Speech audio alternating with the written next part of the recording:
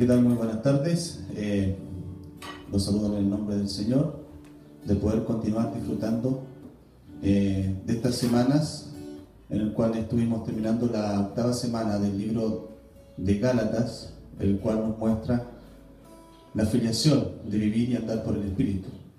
Y también vamos a pasar a lo que es el libro de Colosenses, el cual Dios nos muestra la revelación del misterio de Cristo, del misterio de Dios que es Cristo, a través de alimento diario, a través de las 8 semanas que vienen.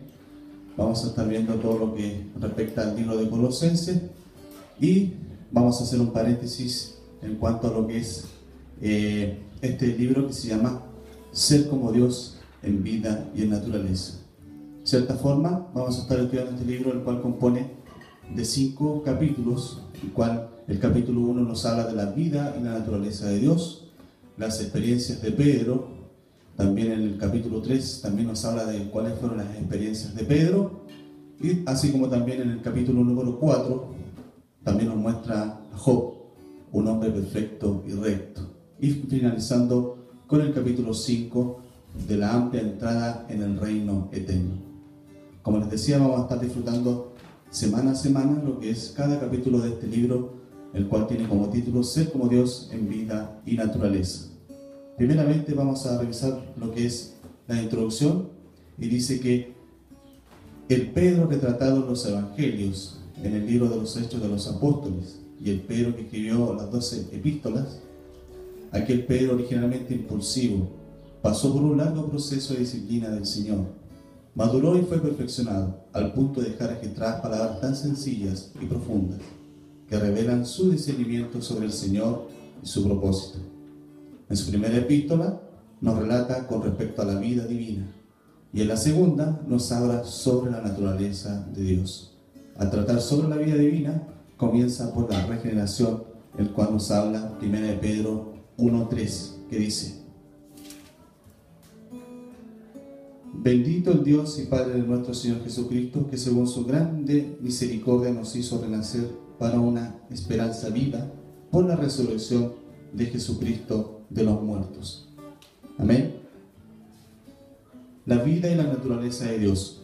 El apóstol Pedro no fue muy bien comprendido por la mayoría de los lectores de la Biblia. La primera impresión que se tiene de él, principalmente en los evangelios, no es muy buena.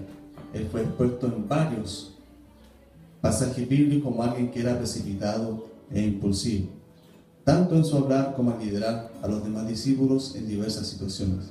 Sin embargo, cuando leemos sus 2 epístolas, para nuestra sorpresa, descubrimos a un hombre maduro, lleno de experiencias y con una visión muy práctica de la salvación completa de Dios, dentro del cual también podemos destacar la importancia que le daba a la verdad, pues él habló de la obediencia a la verdad. En 1 de Pedro 1:22 dice: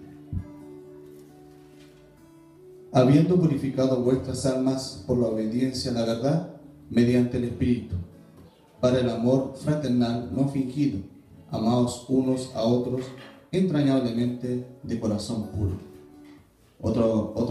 Otro alcance que podemos hacer es también que en otra oportunidad llegamos a comentar que Pedro era muy tradicional, hecho que fue revelado principalmente en el episodio de la visión que tuvo de un gran lienzo que contenía todo tipo de cuadrúpedos, reptiles y aves.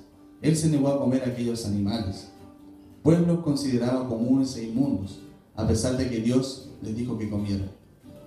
En realidad, Dios le estaba mostrando en este episodio que ama al hombre y quiere que su salvación alcance no solo a los judíos, sino también a los gentiles, los cuales eran considerados por los judíos como inmundos. Aunque Pedro cooperó con Dios para abrir la puerta al Evangelio con su visita y sus palabras a los gentiles en la casa de Cornelio, el concepto de la tradición judía estaba tan arraigado en él que impidió ser un canal para llevar el Evangelio a los demás gentiles. Dentro de la cumbre de la revelación divina, aquel Pedro impulsivo sin duda pasó por la disciplina del Señor. Maduró y fue perfeccionado al punto de dejar registrar palabras tan sencillas y profundas. Dentro también de eso está la vida divina, y en su segunda epístola su relato es sobre la vida, naturaleza divina. al exponer sobre la vida divina, comienza con la regeneración, donde sale y también donde nos muestra la palabra de Dios en 1 Pedro 1:3, que dice: bendito el Dios y Padre de nuestro Señor Jesucristo, que según su grande misericordia nos hizo renacer para una esperanza viva por la resurrección de Jesucristo de los muertos. Eso nos muestra la naturaleza divina, el cual Pedro también expone sobre la vida divina. Es decir, que nacíamos de Dios, lo cual significa que por el nuevo nacimiento recibimos la vida divina como un simiente incorruptible, la cual crece gradualmente en nosotros. Además, según la experiencia de Pedro, esta vida debe crecer en nosotros hasta alcanzar la madurez para reinar con el Señor en el reino milenario y ser semejantes al Señor Jesús, en la vida y la naturaleza de Dios. También somos participantes de la naturaleza divina, y a medida que la vida de Dios crece en nosotros, su naturaleza también aumenta en nuestro ser. Así que nuestra naturaleza humana es elevada, para que vivamos de acuerdo con la naturaleza de Dios. Alabado sea el Señor. Dios se hizo hombre para que el hombre llegue a ser como Dios en vida y naturaleza. El Salmo 82:6 dice: yo dije, vosotros sois dioses, y todos vosotros hijos del Altísimo. El Altísimo es el único digno de ser adorado, en este caso es Dios. Y todos somos sus hijos, poseemos su vida y naturaleza. Cuando su vida y naturaleza crezcan en nosotros, hasta la plenitud, seremos como Él, pero no en su deidad. También destacamos del primer capítulo del libro de Cristo, ser como Dios en vida y en naturaleza, la vida y la piedad. Dios nos ha dado su vida, la cual tiene una expresión. Piedad significa ser como Dios es ser semejante a Él, expresarlo. La vida de Dios que está en nosotros expresa la imagen de Dios por medio de nuestro vivir, y por eso somos parecidos a Dios, somos semejantes a Él. Esta es la verdad más elevada. Recordar eso, Dios por medio de nuestro vivir, y por eso somos parecidos a Dios, somos semejantes a Él. Esto denota una verdad mucho más elevada. Lleno de la vida de Dios en nuestro interior, y así de manera espontánea tendremos la expresión de Dios externamente, transformados de barro a piedras. Tú serás llamado Cefas, que quiere decir Pedro. Tanto Cefas en hebreo como Pedro en griego significan piedra. Antes de la salvación, así como Pedro, éramos solo barro, pues fuimos formados de polvo de la tierra, pero después de ser salvos, el Señor nos transformó en piedras. No obstante, somos como piedras brutas y carecemos de la transformación para ser útiles para la edificación de la casa de Dios. Necesitamos la obra transformadora del Espíritu para eliminar nuestras impurezas y transformándonos en piedras que tienen vida y son preciosas. Su experiencia llegó a ser la nuestra. Verán cómo en un espejo que en su afectuosidad están escondidas su obstinación y opinión fuerte, su dureza. Nuestra mayor dificultad es que no logramos vernos a nosotros mismos. Alabado sea el Señor, pues por medio de la experiencia de los escritos de Pedro estamos siendo iluminados y podemos ver nuestra condición. Piedras trabajadas para hacer una casa espiritual.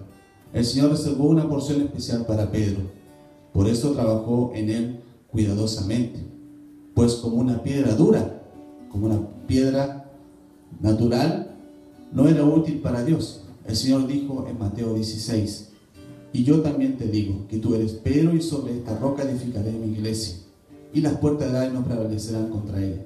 Todas las piedras son para ser edificadas sobre la roca. La piedra fundamental, por lo tanto, todos los Pedros deben ser transformados. Así como yo también soy Pedro, también debo llevar a la transformación. En el capítulo 2 de su primera epístola, que necesitamos crecer, desear como niños recién nacidos la leche espiritual no adulterada, para que ya crezcáis para salvación.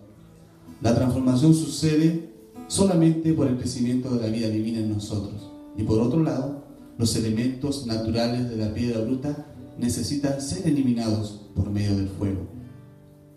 Pedro, su vida natural tuvo que ser quitada poco a poco para que la vida de Dios en él pudiese expandirse y crecer.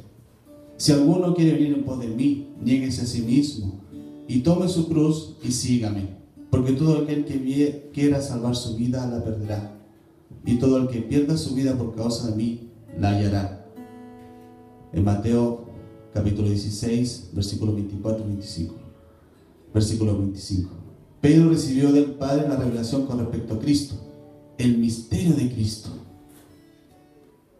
Este misterio estuvo escondido por los siglos y las generaciones, y solo a Dios le correspondía revelarlo.